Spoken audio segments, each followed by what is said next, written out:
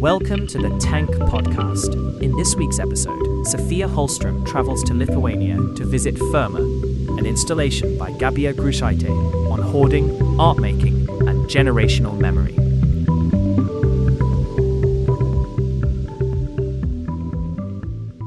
The city of Vilnius rewards the curious traveler with odd juxtapositions. There's a 15-foot-tall statue of Tony Soprano at the train station, clad in his dressing gown and looking permanently unimpressed. It's a snapshot of Vilnius's playful, post-Soviet embrace of global pop culture, an almost Dadaist gesture that feels entirely at home here.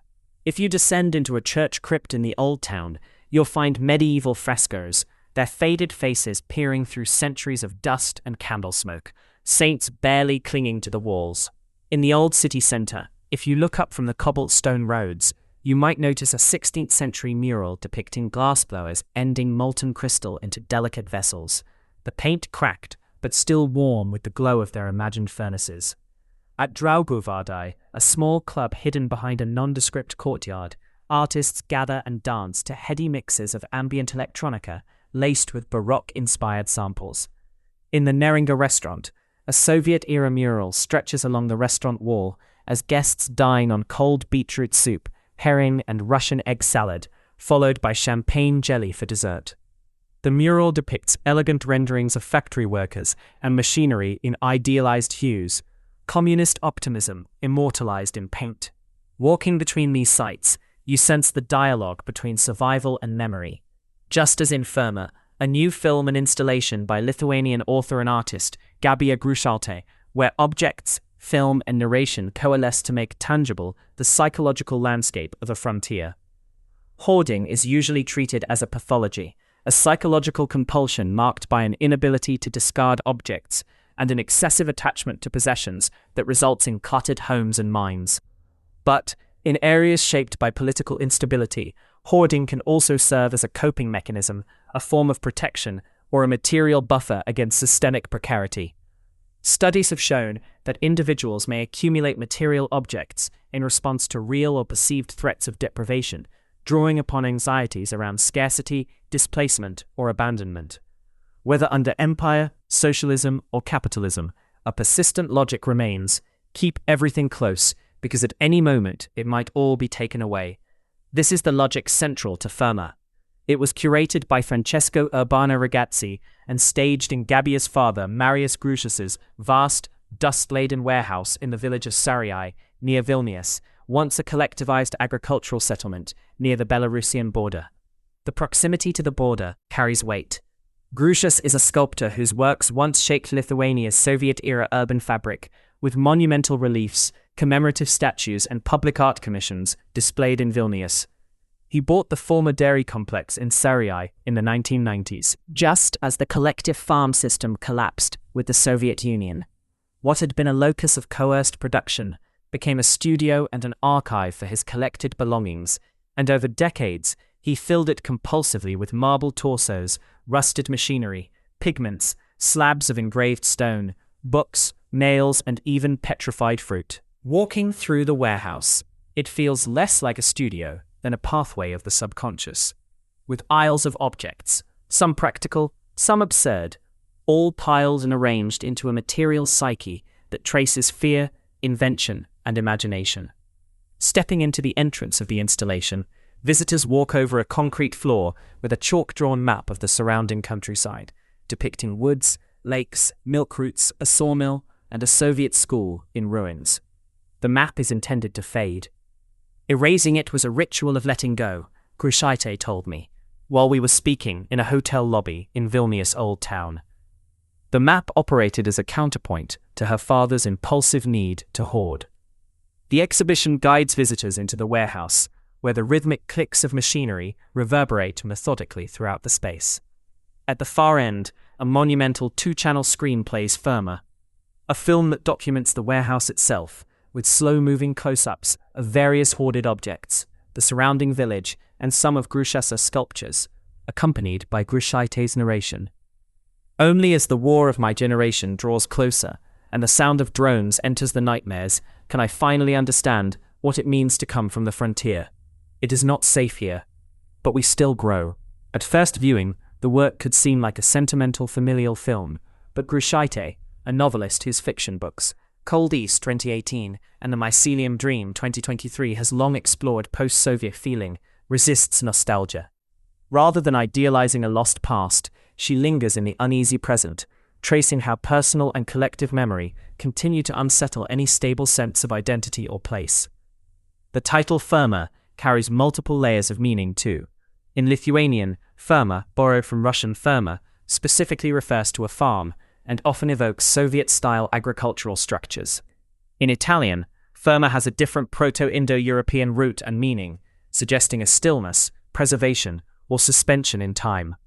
The act of keeping, in this sense, may reflect a refusal to let go of histories made precarious by colonialism, migration, or state erasure. Anthropologists studying patrimony and heritage have shown how objects, archives, and everyday possessions are not merely inert materials, but carriers of identity, memory, and loss. I always hated this place, Grušaitė continues in Ferma's narration. Large and cold, filled with layers of history that my father refuses to let go.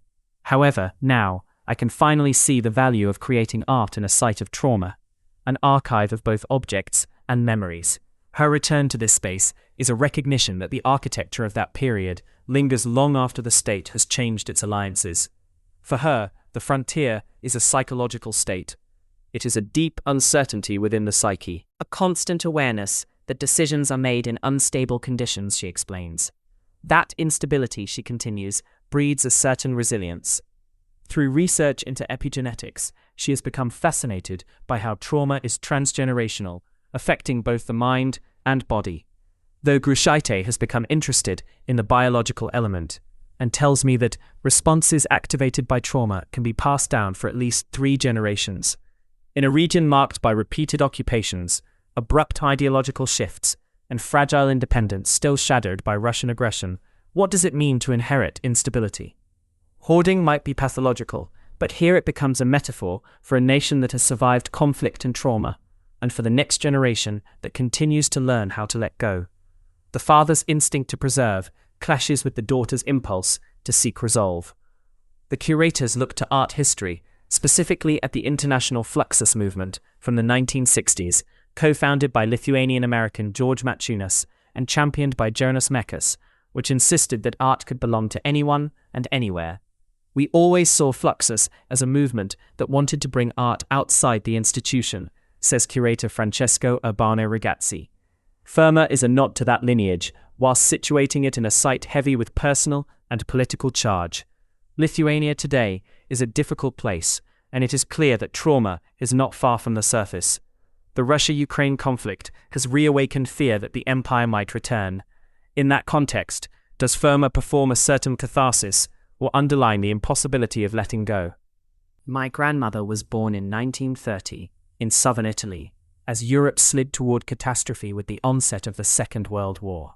She kept everything, from ribbons, buttons, biscuit tins full of more biscuit tins, seemingly unnecessary objects stored in containers that were stored in other containers, like a matryoshka, Russian doll of memory. My grandfather used to buy tins and tins of food in a small, private insurance against hunger. He had grown up with so little, on a working farm in rural Ireland, where the cupboards were never quite full and where waste was an unforgivable sin. Growing up, he joked with us about having to scrap the food with the dogs. A committed socialist and pacifist, he migrated to the United Kingdom in his late 20s, carrying with him that deep pragmatism and a moral conviction that the world could be fairer if only people cared enough.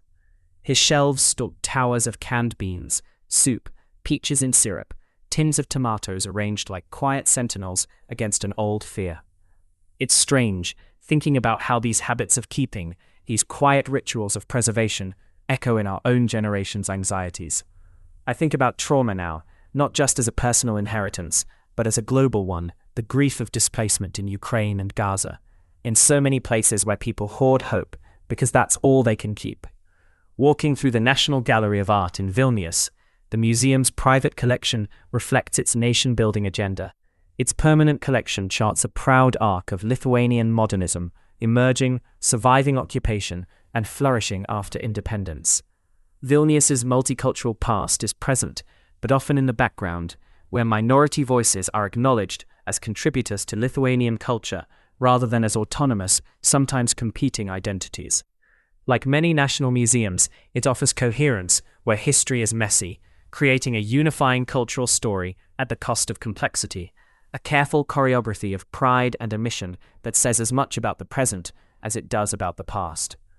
Amongst this complexity, Ferma insists on the present tense weight of history, questioning whether trauma can never truly be neutralized or if every attempt simply changes its form. To hear more podcasts from Tank, you can subscribe on all major podcast platforms or follow us on SoundCloud. The theme music for this podcast is by Himera.